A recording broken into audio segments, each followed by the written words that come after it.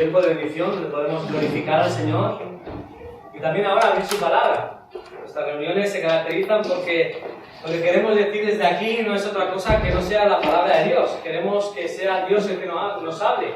No seamos nosotros en nuestra propia sabiduría, nuestro propio intelecto o lo que nosotros creemos que es conveniente, sino que queremos, mejor dicho, que sea Dios el que nos hable por medio de su palabra, escrita y revelada a nosotros. Y en esta mañana, si tienes tu Biblia, acompáñame a Filipenses, capítulo 4. Estamos concluyendo el estudio de la carta a los Filipenses en el último capítulo, aunque todavía nos quedan algunas sesiones. Y si no lo tienes en papel, quizá puedes buscar en el móvil, lo pones en modo avión, que no te despiste, y puedes poner la Biblia, y ahí te va a aparecer para que puedas leerla. He titulado esta predicación Firmes y Adelante. Firmes y Adelante. Y este es el nombre que recibe la traducción al español del representativo himno compuesto por Sabine Baring Gould en 1864. Se titulaba en inglés, en el original, Onward Christian Soldiers. Adelante, soldados cristianos. Este himno fue escrito con razón de la celebración del lunes de Pentecostés, una fiesta que celebran algunos países de Europa el día después de Pentecostés. En el siglo XIX era costumbre que los niños salieran desfilando y cantando por las calles en esa fiesta. Ese año los niños del pueblo tenían que marchar a otro pueblo a unirse con los niños de otro colegio para celebrar la fiesta. Este himno fue compuesto para ser cantado durante esa marcha de camino al otro pueblo. La letra del himno representa a un grupo de soldados que marchan en pie hacia su destino. Van perfectamente coordinados y unidos, levantando la bandera de la cruz bajo la guía del gran capitán Jesús. Todos cantan, alaban y glorifican a Dios, expresando la victoria y el triunfo de su gran capitán sobre el mal. Esta inspiradora marcha infantil, compuesta para un fin jovial y festivo, pronto se convirtió en un icono del evangelicalismo de la Iglesia. Comenzó a abrirse espacio en varias colecciones. Durante todo el siglo XIX y XX ha sido traducido a más de 100 idiomas, entre ellos al castellano por el conocido traductor y compositor Juan Bautista Cabrera, que tituló al himno Firmes y Adelante. Nada más lejos de la realidad. Este himno refleja claramente cómo debe ser la vida del cristiano y cómo la palabra así lo afirma. La vida del cristiano, la Biblia hace una metáfora muchas veces representada en un soldado que junto a sus compañeros de milicia debe permanecer firme y marchando hacia adelante, levantando la bandera del Evangelio, luchando contra el enemigo bajo la guía de su capitán. Y esta es una exhortación bíblica a la que los creyentes estamos llamados. Estar firmes y adelante. La exhortación se hace más que necesaria en nuestra vida debido a nuestro estado en el que todos nacemos. Todos nacemos bajo una naturaleza, según indica la Biblia, caída. Somos pecadores. Aunque los creyentes hemos sido redimidos y librados del poder del pecado por Jesucristo, todavía luchamos también con nuestra vieja naturaleza. Es entonces que independientemente seamos creyentes o no creamos, nuestra naturaleza nos hace ser inconstantes. ¿Cuántas veces te has propuesto hacer un proyecto, llevar a cabo algo, emprender y no has sido capaz de llevarlo? La vida nos trae numerosas circunstancias que en ocasiones nos hacen ser inconstantes, inestables, fluctuantes, como pequeños barquitos en el mar que cuando las olas les sacuden son derribados o movidos. Todos somos tentados de diversas maneras y esto provoca en numerosas ocasiones inestabilidad. Y esto lo vemos desde el principio de la creación. Si vamos a Génesis capítulo 1, allí Adán y Eva debían mantenerse en pie ante la tentación de Satanás, Deberían mantenerse firmes y cayeron y cedieron ante la tentación. Y es por ello también que los creyentes somos tentados a caer de nuestra firmeza, a no permanecer firmes en el Señor. La exhortación de Pedro a los creyentes sobre la tentación de Satanás, en 1 de Pedro capítulo 5, versículo 9, le dice: resistid firmes en la fe, porque Satanás ataca y nos puede hacer caer de nuestra firmeza. Santiago describe al hombre inestable, inconstante, como un hombre de doble ánimo, de dos caras. Hablando sobre la oración y sobre la importancia de pedir sabiduría a Dios, ahí Santiago en capítulo 1 le dice al hombre que pida con fe, no dudando nada, porque el que duda es semejante a la onda del mar, que es arrastrada por el viento y echada de una parte a otra. El hombre de doble ánimo es inconstante en todos sus caminos. Tenemos que reconocer que en numerosas ocasiones en nuestra vida somos tentados a caer de nuestra firmeza. Tenemos dudas. Somos atacados de diversas maneras.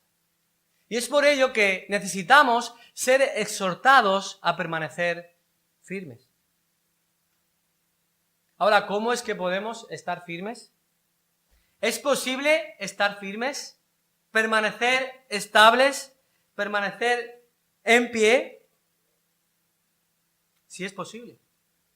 ¿Por qué? No porque nosotros podamos hacerlo, sino porque no estamos solos. No hemos sido abandonados a nuestra merced.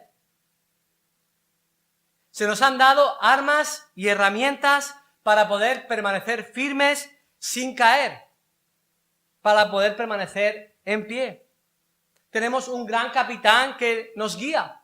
Tenemos un gran capitán que nos lleva y nos ayuda a estar firmes. Mirad, los creyentes hemos recibido numerosas bendiciones fruto de nuestra salvación. Estábamos perdidos en nuestros delitos y pecados, muertos. Nuestro destino era un infierno sin Dios, sin esperanza. Eso es lo que nos dice Efesios, capítulo 2.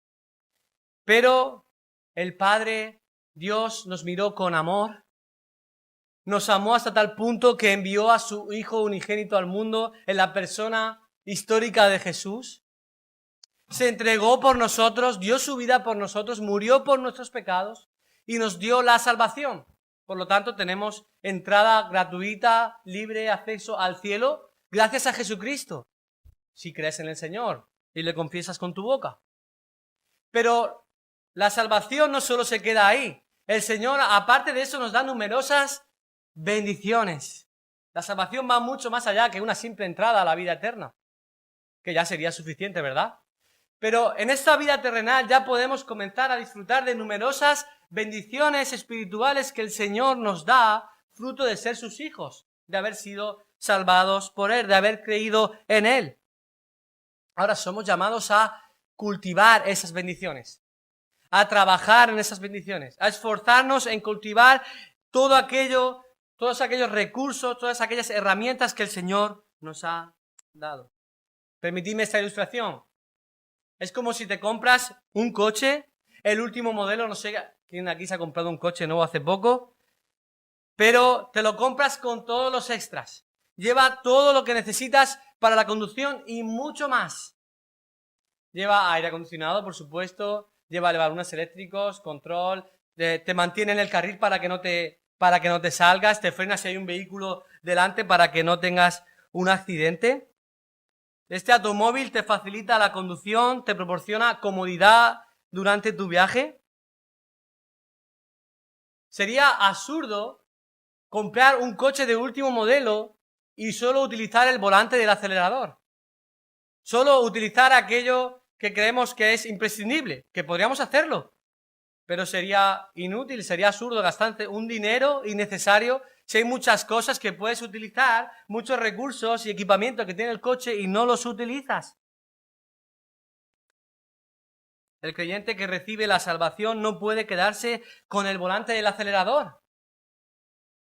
De nuestra salvación se derivan numerosas bendiciones que recibimos por gracia. Somos equipados con los mejores recursos y debemos cultivarlos para estar firmes en la carretera para no salirnos del carril. Y es por eso que en esta mañana, estos versículos de Filipenses, capítulo 4, del 1 al 5, nos van a mostrar dos bendiciones espirituales que debemos cultivar para estar firmes en el Señor. Dos bendiciones espirituales que debemos cultivar para estar firmes en el Señor. Acompañadme al versículo 1 del capítulo 4. Dice así la palabra del Señor. Así que, hermanos míos, amados y deseados, gozo y corona mía, estad así firmes en el Señor, amados.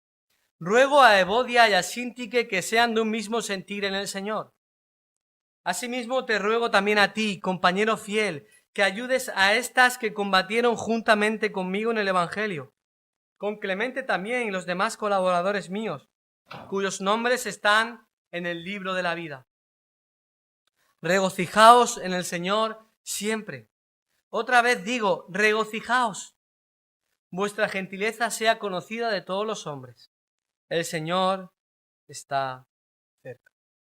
Preciosos versículos, ¿verdad? En esta mañana vamos a ver dos bendiciones espirituales que nacen de estos versículos y que debemos cultivar para estar firmes en el Señor. La primera bendición espiritual que observamos de los versículos 1 al 3 es la unidad en el Señor. La unidad en el Señor. Los versículos del 1 al 3 sin duda son un llamado primeramente a estar firmes. Según indica el versículo 1, estad firmes en el Señor. Y si lo unimos al versículo 2, es un llamado a estar firmes en la unidad. Ruego a Evodia y a Síntique que sean de un mismo sentir en el Señor. Pero Pablo, como un padre cariñoso que ama a sus hijos espirituales, como un padre que quiere aconsejar, exhortar sabiamente, lo primero que hace es dirigirse a ellos, expresándoles el amor que tiene hacia ellos. ¿Cómo los aprecia? Yo no sé cómo te diriges tú a tus hijos, si tienes hijos, cuando quieres corregirles algo, cuando quieres decirle algo que tienen que cambiar y crees que están mal, porque es necesario decírselo, ¿verdad? No podemos dejar a nuestros hijos que hagan lo que quieran, eso no sería amarlos. Pero cuando tenemos que corregirlos, ¿cómo nos dirigimos a ellos? Este es un ejemplo. El apóstol Pablo se dirige a sus hijos espirituales, a los creyentes, en un tono de afecto y de amor. Fijaros lo que dice el versículo 1. Hermanos míos, amados, deseados, gozo y corona mía, estad así firmes en el Señor, amados. Este versículo es solo un pequeño reflejo de todo el amor que el apóstol Pablo tenía por todos los creyentes en general, lo vemos en varias de sus cartas, y también por los filipenses en particular. Ya al comienzo de la carta que estuvimos estudiando, se lo indicó, se lo expresó. Si vamos al capítulo 1 y versículo 18, allí la palabra del Señor dice, porque Dios me es testigo de cómo os amo a todos en el entrañable amor de Jesucristo.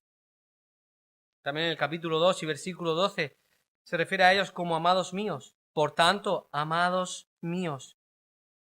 Este es el sentir de Pablo hacia los creyentes. Él ama a los creyentes y quiere lo mejor para ellos, ¿verdad? A la persona que amas, tú quieres lo mejor para ella, no le deseas nada malo.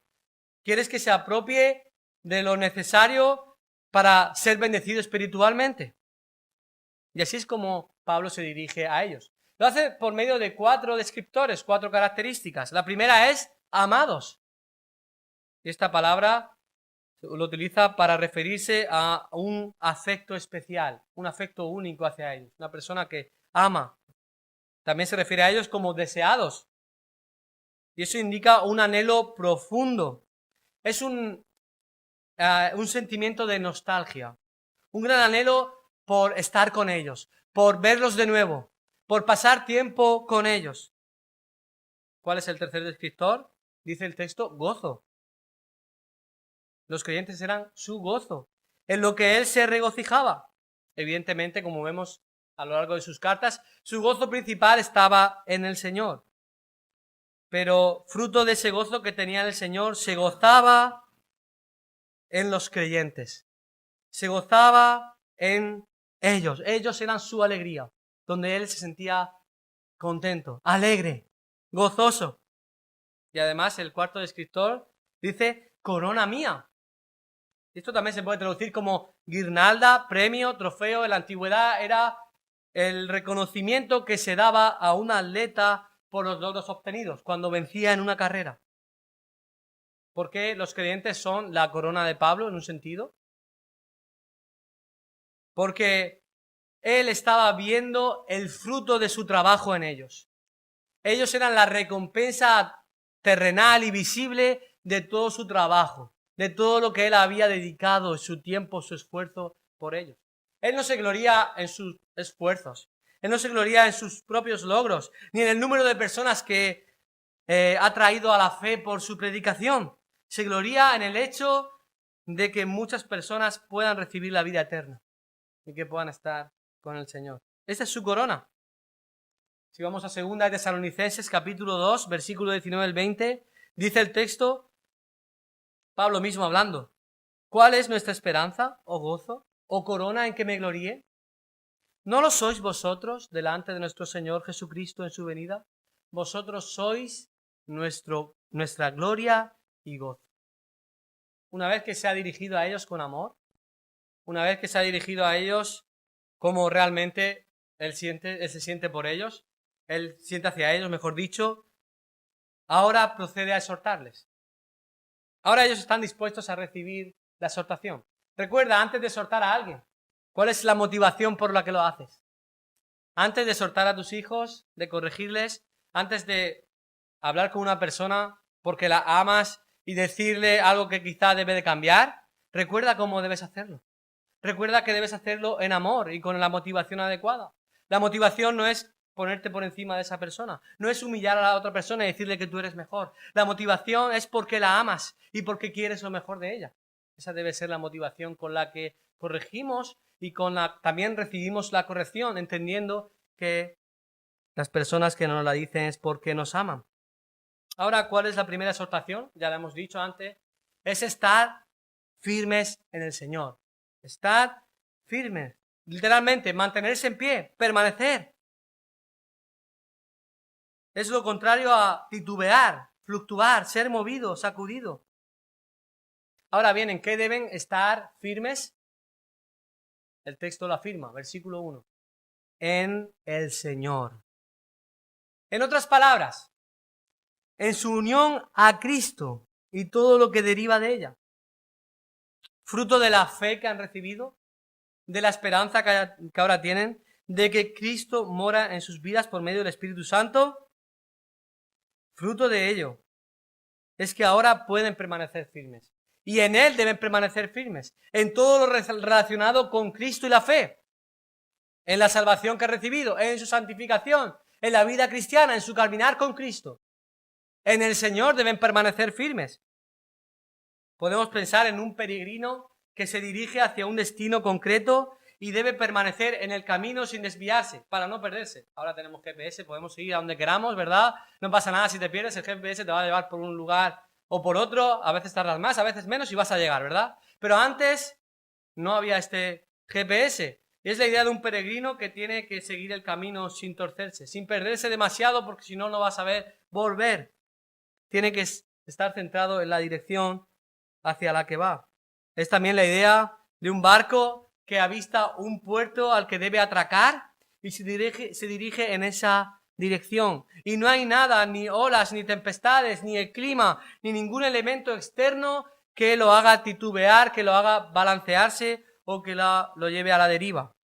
El barco está fijando su dirección hacia el puerto. Los creyentes somos llamados a esta firmeza. Debemos mantenernos en pie, estar firmes mirando al puerto, mirando a Cristo. Fijaros hasta qué punto es importante para Pablo, y lo enseña en varias partes de sus cartas, el hecho de estar firmes. Es tan importante que de ello dependía su vida. En 1 Tesalonicenses 3:6 dice, porque ahora vivimos si vosotros estáis firmes en el Señor. Ese es el gozo de Pablo. Ese era el gozo de los colaboradores de Pablo. Ese es el gozo de los creyentes que están corriendo la carrera, que están caminando con Cristo. Su gozo es permanecer firme y ver a otros hermanos que permanecen firmes en el Señor. Ahora, ¿cómo podemos estar firmes? Bueno, hay muchas maneras.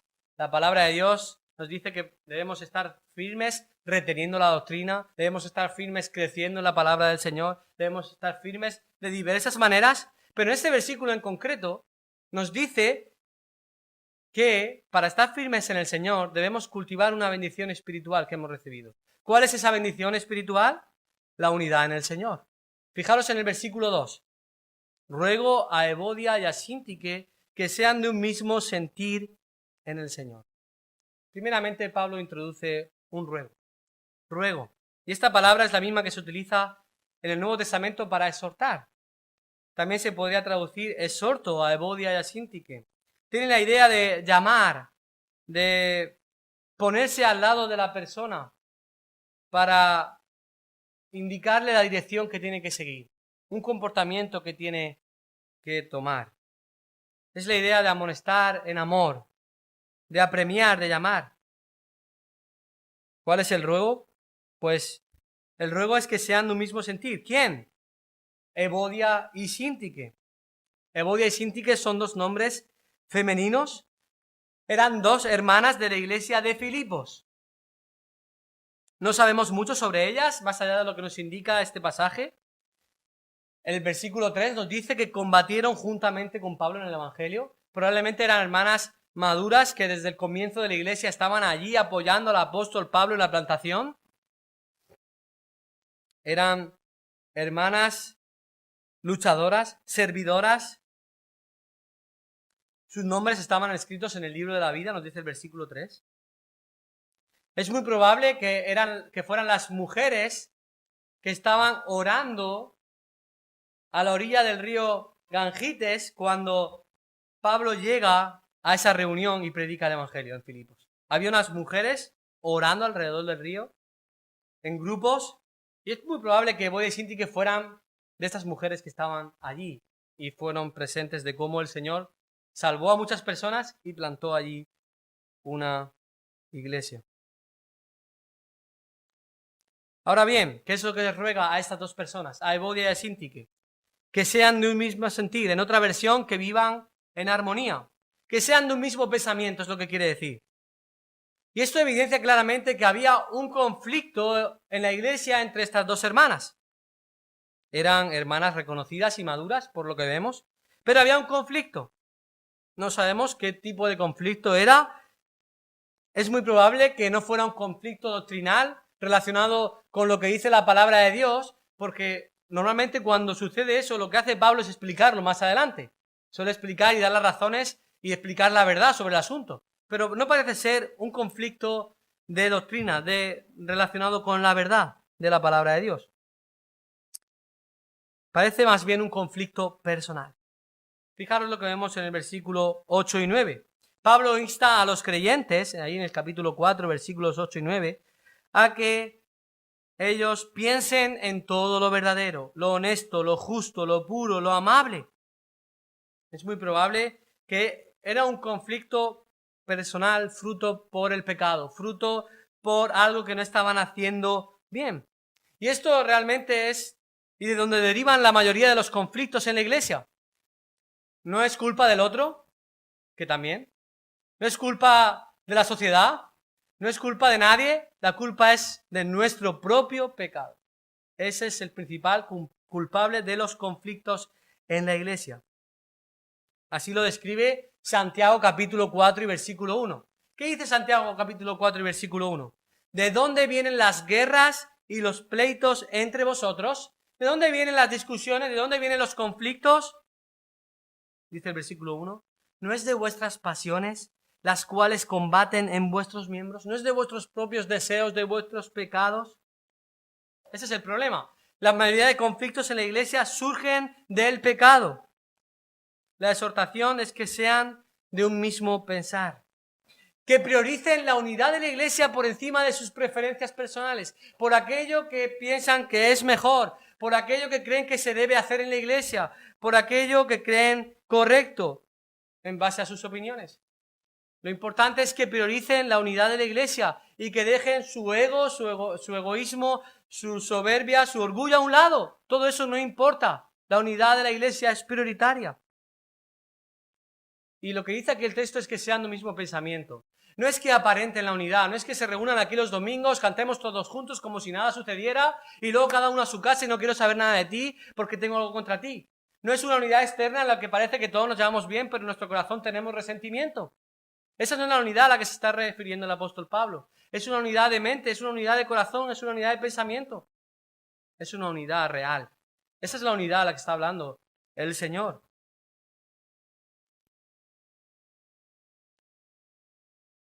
Fijémonos en el capítulo 2 y versículo 1.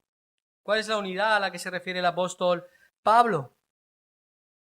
Capítulo 2 y versículo 1. Por tanto, si hay alguna consolación en Cristo, si hay algún consuelo de amor, si hay alguna comunión del Espíritu, si hay algún afecto entrañable, si hay alguna misericordia, completad mi gozo sintiendo lo mismo, teniendo el mismo amor, unánimes, sintiendo una misma cosa. Es una unión real, es una unión que viene del Espíritu Santo, es una unión que viene del amor cristiano, no es una unión externa o superficial.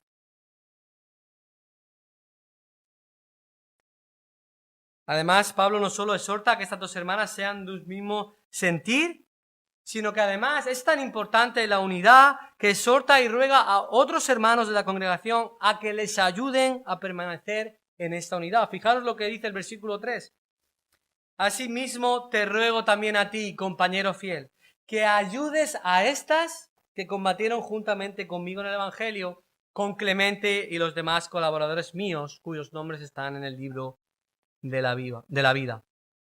Pablo le está exhortando a que este compañero fiel les ayude a estas hermanas a que estén unidas.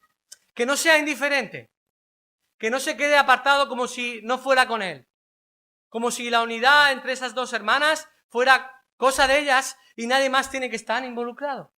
No, ayúdales porque la unidad de la iglesia es vital. Porque es muy importante. No seas indiferente.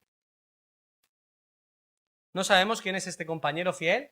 Algunos dicen que la palabra compañero en griego, que es zúzugos, puede ser un nombre propio. Quizás se esté refiriendo a una persona en concreto. O quizás se está refiriendo a un anciano pastor que recibiría la carta. No sabemos, pero era una persona destacada, una persona influyente en la iglesia, una persona madura, que tenía que ayudarles a estar en una misma dirección. Ayudarles a la reconciliación. Pablo añade también a Clemente. Clemente no sabemos nada de él, excepto en este pasaje. No aparece en otro lugar en la Biblia. Pero hay algo común que une a todos estos colaboradores. Que une a Evodia y Sintique a pesar de sus problemas, junto con este compañero fiel y junto con Clemente. ¿Qué es lo que los une?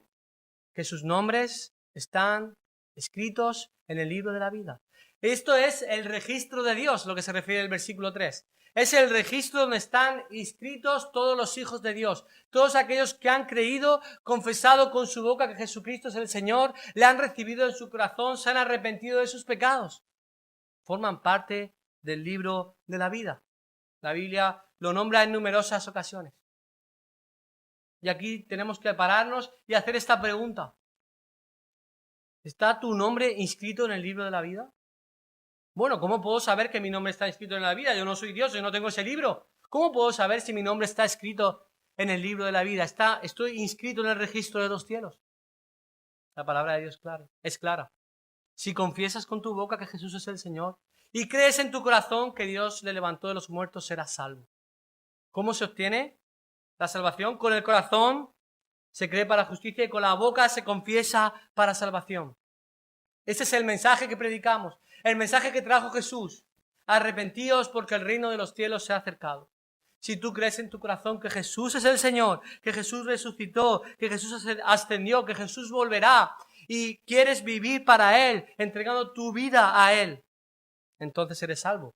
Y es una muestra de que tu libro está inscrito en el libro en el registro de Dios, en el libro de la vida. Hermanos, la unidad en el Señor es una bendición en la que debemos perseverar.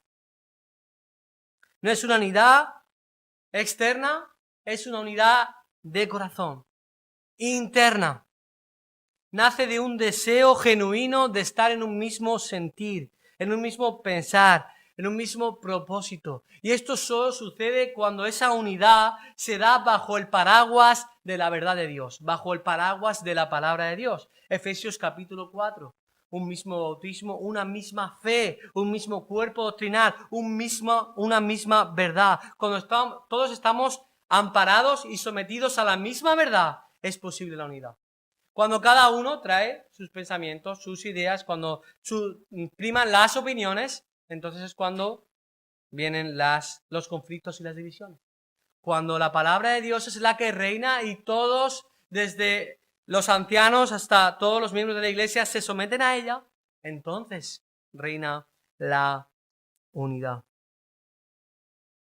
Somos llamados a preservar la unidad en tanto en cuanto dependa de nosotros. Tenemos que tener un mismo sentir con cada hermano de la iglesia. Pero hermanos, si estamos viendo una situación de conflicto entre personas, no debemos ser ajenos a ellas. Hemos visto que debemos ayudar, ¿verdad? Debemos tratar de solucionar el conflicto porque la unidad es de todos, no es de yo con los demás. La unidad es de todo el cuerpo. Por lo tanto, debo utilizar en amor los medios que Dios ha puesto a mi alcance para tratar de ayudar a la reconciliación de esas personas. Muy importante. La iglesia es un cuerpo. La iglesia no es individualista. La iglesia es corporativa. Fijaros lo que dice 1 Corintios capítulo 12. ¿Acaso no somos un cuerpo? ¿Miembros los unos de los otros? Si un miembro padece, todos los miembros se duelen con él. Si un miembro recibe honra, todos los miembros con él se gozan. No puede ser indiferente, ajeno, como que te dé igual los hermanos de la iglesia y sus problemas y sus conflictos. Debemos buscar la reconciliación también entre aquellos hermanos en conflicto. Recuerdo cuando era un niño, iba al colegio, en educación física había uno de los juegos que me gustaba mucho. El maestro Eustaquio, que todavía sigue dando clase allí, y no sé si le dará clase a mis hijos, ahora es el secretario, está a punto de jubilarse, me daba clase allí en educación física en el pabellón. Y uno de los juegos que hacíamos y que me gustaba era el juego de la cadena humana. Es un juego similar al del pilla-pilla. Tenías que pillar al otro jugador, a tus compañeros, pero la diferencia es que conforme tú ibas pillando o alcanzando a las personas, estas se te unían a ti en una cadena. Por lo tanto, una vez que ya pillabas a uno, se te sumaba a ti y juntos ibais a pillar a otro. Y así otro, y así consecutivamente, hasta que se formaba una cadena grande para pillar a todos aquellos que quedaban sueltos. La clave para que la cadena funcionase es que todos fueran unidos en un mismo propósito. Si el de esta orilla tiraba para pillar a uno y el de la otra tiraba para el otro lado, no funcionaba. La cadena se rompía y no se podía pillar con la cadena rota. Teníamos que estar perfectamente unidos. Teníamos que acordar entre nosotros a quién íbamos a pillar. Vamos a por este, porque como cada uno pille a uno, esto es un caos. Tenemos que tener el mismo objetivo. Cada jugador de la cadena tiene que estar centrado en no soltarse de su compañero, estar unido fuertemente, pero además tratar de que ningún compañero se suelte, que nadie se suelte, porque si no, no podemos seguir pillando. Tan importante es estar unido a la cadena que ayudar a otros a no soltarse y perseguir el mismo objetivo. ¿Tratas tú de preservar la unidad de la iglesia? ¿Estás centrado junto con tus hermanos en un mismo propósito y objetivo por encima de tus propios intereses? ¿Estás ayudando a otros para que también estén unidos en un mismo propósito? Hemos visto la primera bendición espiritual en la que tenemos que estar firmes, que es la unidad en la iglesia. Y ahora, en segundo lugar, el texto en el versículo 4 y 5 nos va a mostrar una segunda bendición espiritual que debemos cultivar para estar firmes en el Señor. La segunda bendición espiritual es el gozo en el Señor. el gozo en el Señor. Leamos el versículo 4 y 5. Dice el versículo 4, regocijaos en el Señor siempre. Otra vez digo, regocijaos. Vuestra gentileza sea conocida de todos los hombres. El Señor está cerca. Hasta aquí la palabra del Señor. Aunque el texto continúa, lo veremos en la siguiente ocasión. Ahora el apóstol introduce un nuevo mandato. Regocijaos. Está relacionado con el gozo. Es un imperativo presente. Es decir, vivir en la práctica continua del gozo. El gozo no es otra cosa, una definición muy básica se podría decir que es la alegría íntima del corazón. Es una alegría que no se altera por las circunstancias, sino que se perfecciona en ellas. Es un fruto del Espíritu. Gálatas 5:22. El fruto del Espíritu es amor, gozo, paz, paciencia, etcétera, ¿verdad? El gozo es un fruto del Espíritu. Es una bendición espiritual que podemos disfrutar ahora y ya en esta tierra. El gozo es depositado de una manera posicional cuando nos convertimos. Sentimos el gozo del Señor en nuestras vidas. Nuestra vida ha cambiado.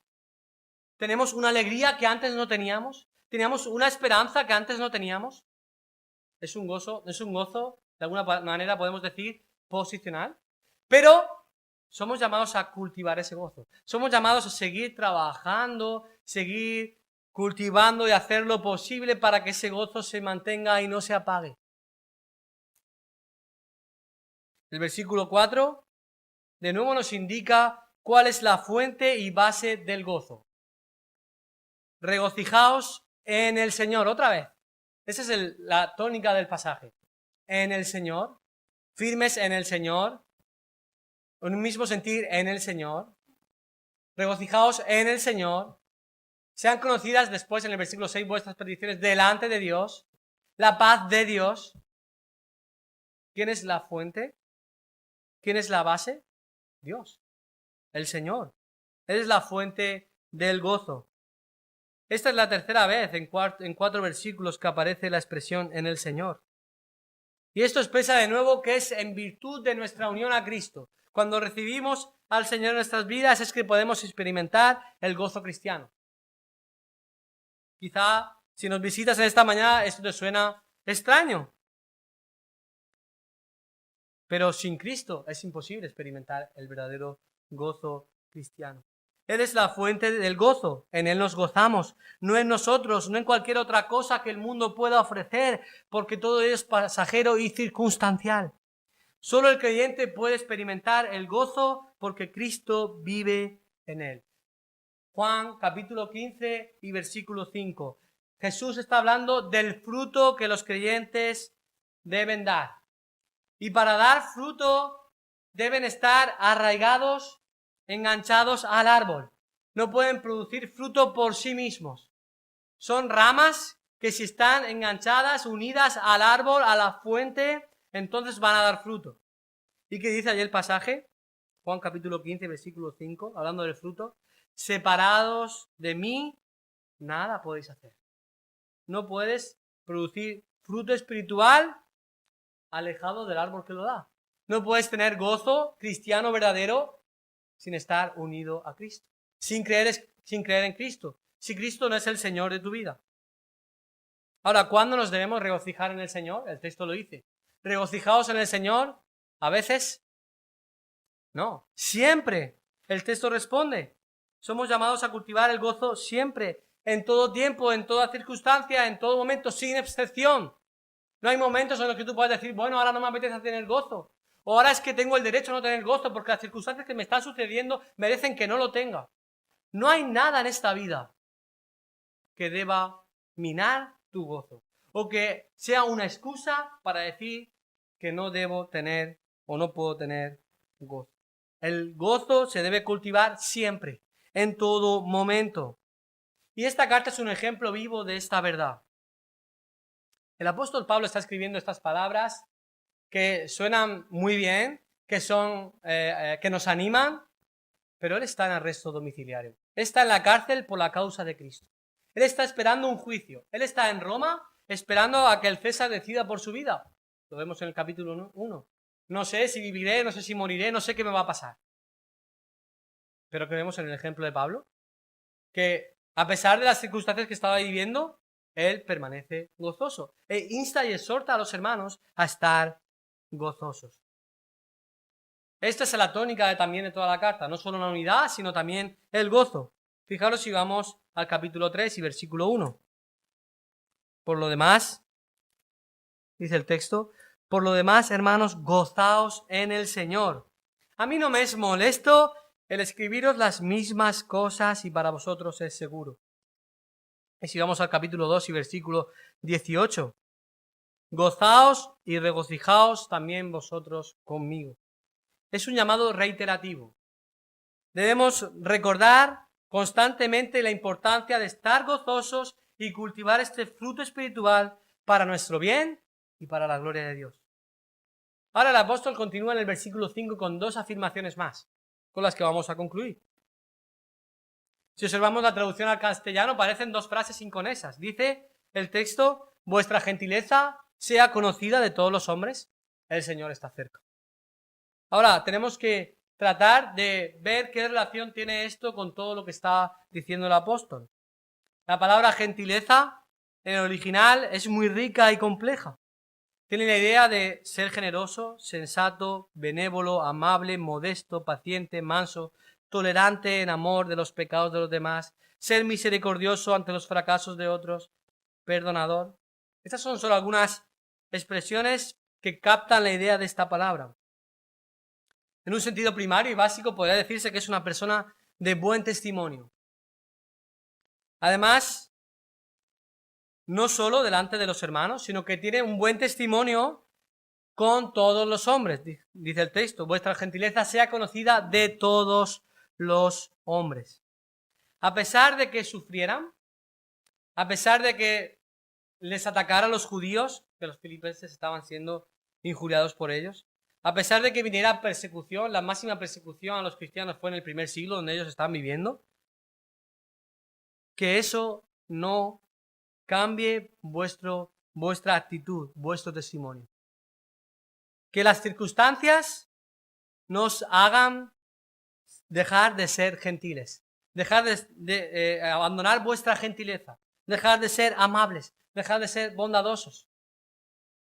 Que nada os aparte de ello, porque tenéis el gozo del Señor. Tenéis que ser de buen testimonio.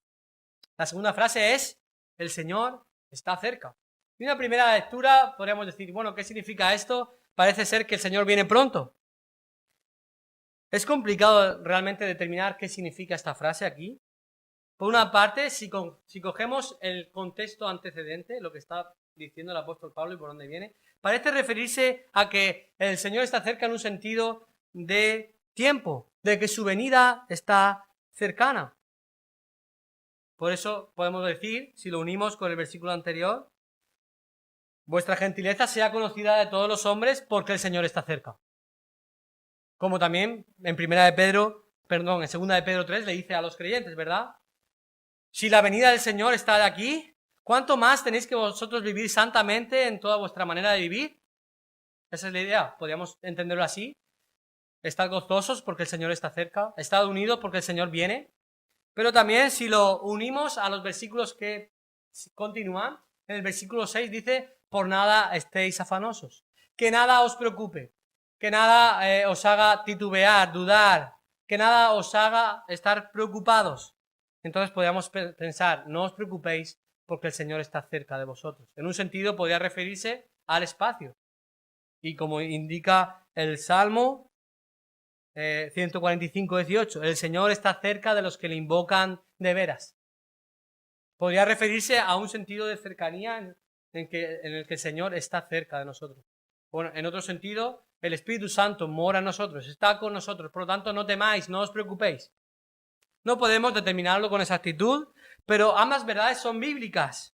Debemos estar gozosos porque el Señor viene pronto, y debemos estar gozosos también porque el Señor está cercano a nosotros, está con nosotros. de una manera u otra, el llamado a regocijarnos es vinculante a la presencia de nuestro Señor, sea en su venida o sea por medio de su Espíritu Santo en nosotros hoy. El apóstol Pablo exhorta a que cultivemos esta bendición espiritual, que mantengamos siempre el gozo. Además, dice, otra vez os digo, regocijaos. ¿Vemos la reiteración constantemente? Debemos estar gozosos siempre, hermano. Debemos estar gozosos cuando nos ascienden en el trabajo, pero también si nos despiden. Debemos estar gozosos cuando tenemos salud, pero también en la enfermedad. Debemos estar gozosos en abundancia, pero también en escasez. Debemos estar gozosos cuando nace un ser querido, pero también cuando se marcha. En todo momento, siempre el gozo es un fruto que no depende de las circunstancias, sino que proviene del Señor mismo en toda circunstancia. Romanos 15:13 dice el apóstol a los creyentes, el Dios de esperanza os llene de todo gozo. ¿De dónde viene el gozo? ¿Quién nos llena de gozo? El Dios de esperanza. No son las circunstancias. Las circunstancias te dan felicidad momentánea por algo que te ha sucedido favorable, ¿verdad? Pero el gozo no depende de las circunstancias, sino que depende del dador. Depende del Señor. Depende de la fuente que es Dios mismo. Recuerda esto en cada circunstancia adversa. Gózate en el Señor. Y si es por su causa, más aún. Ahora, ¿cómo podemos cultivar el gozo, hermanos? ¿Cómo podemos entonces estar gozosos en el Señor? La respuesta es clara. Estando cerca de la fuente del gozo. Estando cerca de Dios. Su palabra nos muestra diversas maneras en las que podemos cultivar el gozo. Pero en definitiva, todas están enfocadas en aquel que puede concederlo, que es Dios. Por lo tanto, algunos consejos prácticos que nos pueden ayudar para mantener el gozo. En primer lugar, medita en la palabra de Dios. Medita en la palabra de Dios. Cuando vamos a 1 de Juan capítulo 1, en el versículo 4 ahí les dice, esto os escribimos para que vuestro gozo sea cumplido. ¿Con qué razón escribe el apóstol Juan esta carta? Para que su gozo sea cumplido. ¿Cómo es que nosotros hoy día, que no recibimos una carta directa del apóstol Juan, pero tenemos la revelación escrita de la palabra de Dios, cómo es que podemos estar gozosos? Meditando en aquello que hemos recibido, meditando en la palabra de Dios. En segundo lugar, recuérdate el Evangelio cada día. Recuerda el Evangelio cada día. Recuerda dónde estabas. Estabas muerto en tus delitos y pecados. Ibas a un infierno. Recuerda lo que Cristo hizo por ti muriendo en la cruz. Recuerda su sacrificio. Fijaros, Colosenses capítulo 1, versículo del 9 al 12. Ahí Pablo está orando y le está diciendo a los creyentes que está orando por ellos. Y una de las cosas que Pablo pide, en el versículo 12 dice, con gozo, dando gracias al Padre que nos hizo aptos para participar de la herencia de los santos en luz. ¿Cómo es que podía Pablo dar gracias con gozo? Estaba recordando precisamente que había sido apto para participar de la herencia de los santos en luz. Había sido salvado por gracia. Recuerda lo que Cristo ha hecho por ti. Debemos recordarnos el Evangelio en cada momento, cada día, no lo olvidemos. El Evangelio no es un momento determinado, Dios te salva, que sí, pero el Evangelio continúa toda tu vida. Y tienes que recordar cada día ese momento en el que Dios te salvó, en el que estabas perdido y Dios te dio vida. En tercer lugar, practica la comunión fraternal. Segunda de Timoteo 1:4. Le dice ahí Pablo a su amado hijo espiritual Timoteo, deseando verte. Estoy deseando verte, hermano, al acordarme de tus lágrimas para llenarme de gozo. ¿Para qué estaba deseando ver Pablo a Timoteo? Para llenarse de gozo. El gozo de Pablo estaba en ver a los creyentes, lo vemos en todas las cartas. En tener tiempo en comunión con sus hermanos porque los amaba. Sin duda, estar con los hermanos en comunión, exhortándonos, animándonos, esto cultiva y aumenta el gozo cristiano. Fijaros, 2 de Juan, versículo 12. Espero ir a veros cara a cara. Porque todavía no había tenido la oportunidad de ir. Le dice Juan a los receptores de la carta, espero ir a veros cara a cara para que vuestro gozo sea cumplido. Practica la comunión fraternal. Rodéate de personas y hermanos que te ayuden a aumentar y permanecer gozoso. Estate alrededor de hermanos que puedan ayudarte y puedan aconsejarte en la verdad de la palabra de Dios. ¿Sabéis que a lo largo de la historia, si nos fijamos en las diferentes civilizaciones, en los pueblos, en las ciudades, hay algo que siempre, o la mayoría, tienen en común? Todas ellas se han asentado alrededor del agua, alrededor de un río o cerca del mar, ya sea en un lago grande, en un lugar donde puedan correr, donde pueda pasar el agua. ¿Y por qué lo hacían así? Las personas eran muy conscientes de que de ello dependía su vida. Los ríos han sido sustento a lo largo de la historia de agua potable, ha sido fuente de alimento, medio de transporte, forma de comunicación y en muchas ocasiones espacio de encuentro entre comunidades.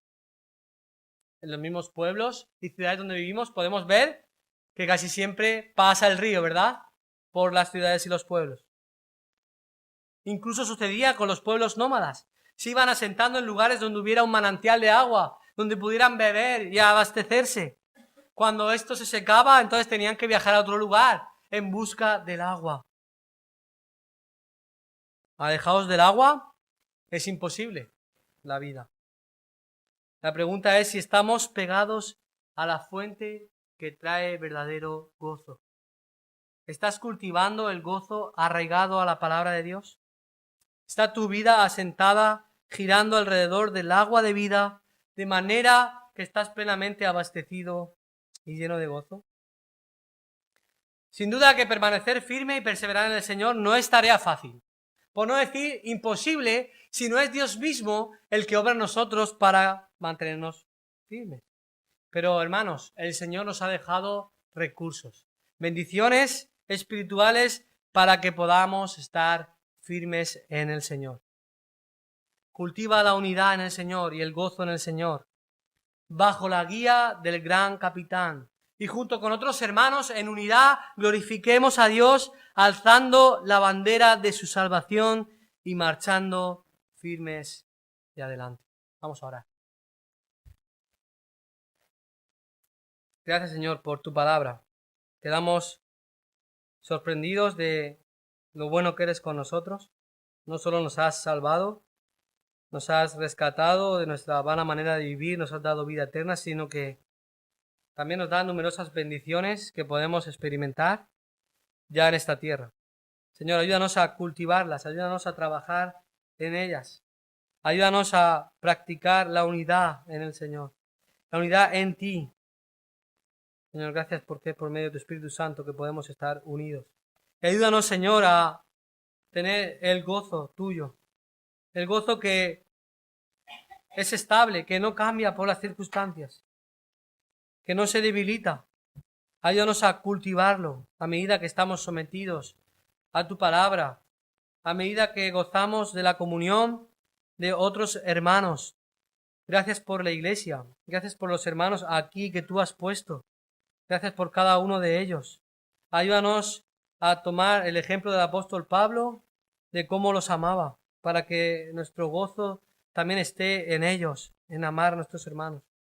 Ayúdanos, Señor, y que en todo podamos glorificarte y continuar nuestro caminar cristiano, firmes y adelante, Señor, mirando el premio que nos espera, que es estar contigo un día, para siempre. Es la mejor esperanza que podemos tener y que solo tú puedes ofrecer. Pues en el nombre de Jesús es que te pedimos estas cosas y te damos gracias. Amén.